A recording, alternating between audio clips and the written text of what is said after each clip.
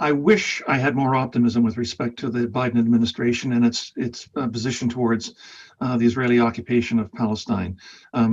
Any change in administration would be welcome in view of the contrast from the previous administration, which had such lopsided policies towards Israel and Palestine. Alas, I think that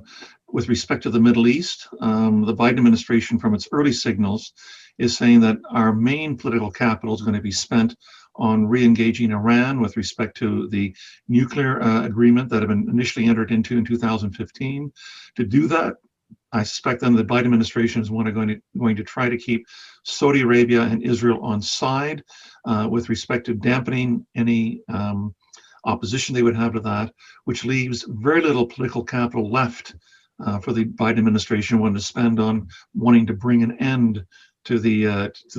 almost 54-year-old Israeli occupation. I'm in the process now of wanting to come up with a series of statements or a series of principles which can be used to judge whether a country, a institution like the United Nations or the European Union, or indeed organizations, have a comprehensive approach towards ending the occupation. That has to be the goal. And I think there are 5 principles that have to be kept in mind. First, that any approach by the international community towards Israel and Palestine has to be within the framework of international law and human rights. And that has been sorely absent in any of the peace initiatives that have been developed over the past 30 years, beginning with the Madrid process. Secondly, the end goal must be full Palestinian self-determination. Thirdly, it has to be accepted that Israel is a bad faith occupier, that Israel's evident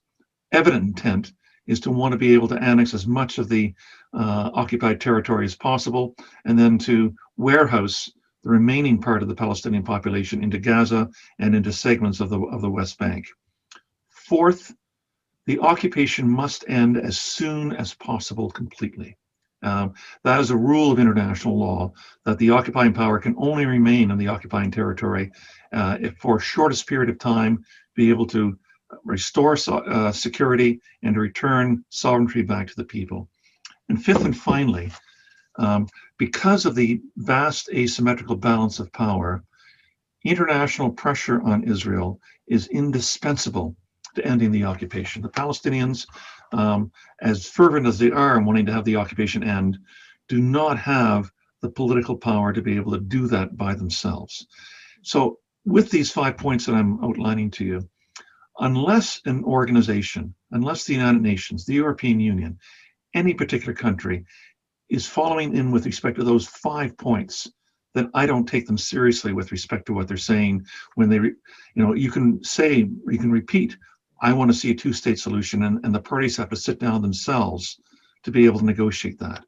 But when you've created the conditions of having almost 700,000 settlers on occupied territory who aren't planning to go anywhere, when you create the conditions that Israel has so much more diplomatic, military, economic